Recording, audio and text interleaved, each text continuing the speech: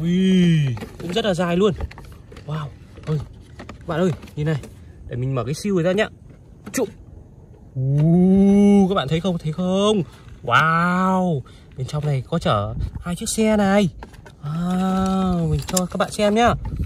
Wow. Dễ thương chưa? Dễ thương chưa các bạn ơi? Hey, anh công nhân rất là dễ thương nha. Đây là chiếc xe nâng nha các bạn, màu xanh dương. Wow. Ui. Wow. Nhìn. Wow. Để mình nâng cho các bạn xem nhá. Ui, khỏe chưa các bạn ơi? Khỏe chưa các bạn ơi? Nhưng không được làm thế nhá, làm thế là hư nhá.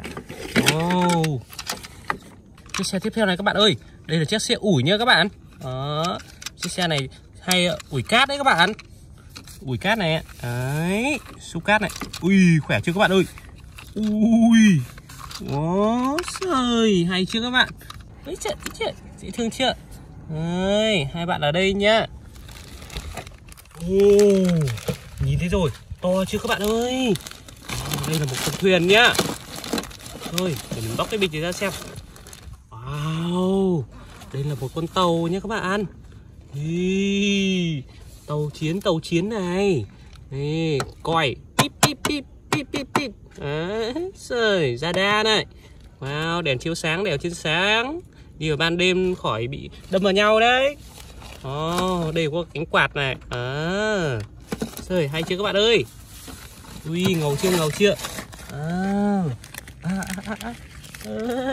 Ở đây có một chú vịt này các bạn ơi, vịt vàng. Pip. Một con vịt xẻ ra 3 cái cánh, xẻ ra 2 cái cánh rồi.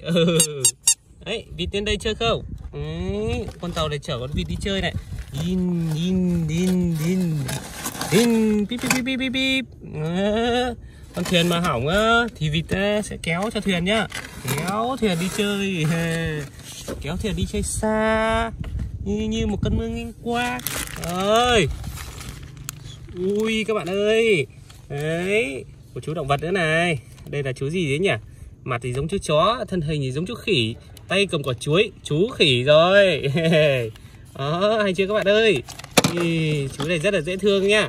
Còn đeo cái kính này. Đang nghe nhạc của ai đây ta? Nhạc của ai vậy?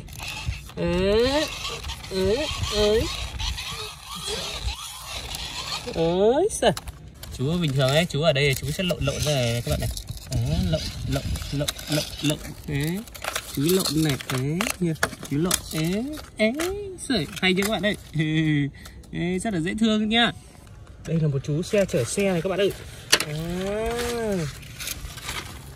Đây là xe chở xe nhé các bạn. Có cần cẩu nữa này. Để móc các xe đưa về đây, đưa đến đây, chở đi chơi. Hay chưa các bạn? Chiếc xe này rất là ngầu nhá. Wow.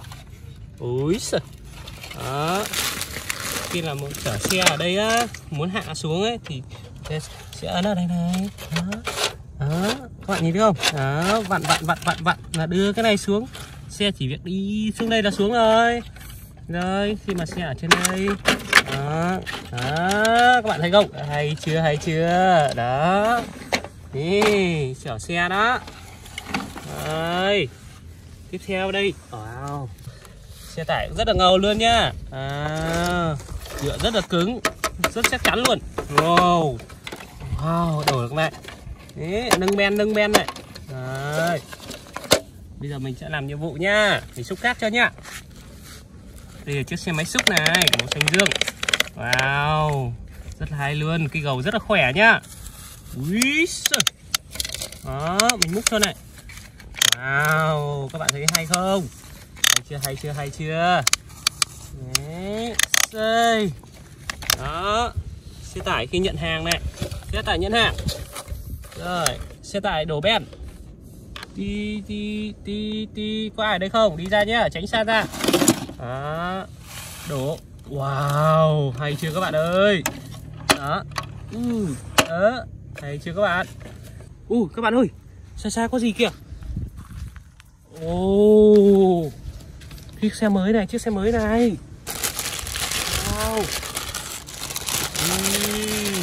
Chiếc xe còn nguyên bịch này. Đấy, Đấy, hay chưa các bạn ơi. Wow, chiếc xe tải kết hợp với xe ủi nha các bạn. Wow, ủi nè.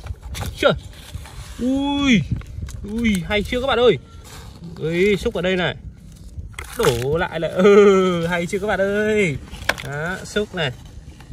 Đổ lại này. Hay chưa các bạn.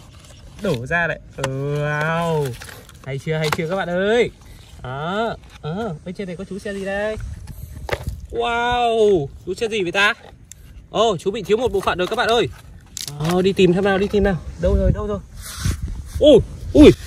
Đây. Cái gì đây? Là một cái thùng trộn nha các bạn. Thùng trộn bê tông nha các bạn. Wow, bây giờ mình sẽ lắp vào nha. Mình sẽ lắp lại cho các bạn xem nhá. Yeah. Các bạn nhìn này. Hay chưa? Quay tít chưa? Thì ra là chú ấy xoay cái này nè các bạn nè. Xoay cái này để thùng trộn nó quay đều lên. Hay chưa các bạn? Lúc đó đấy thì bê tông sẽ chảy ra từ đây này các bạn này. Đấy, trời, rất là hay luôn nha các bạn. Thế là cuộc hành trình của chúng ta đã kết thúc rồi. Rất là nhiều xe đẹp nha các bạn. Video tiếp theo mình sẽ tặng cho các bạn nhiều sản phẩm hay hơn nữa.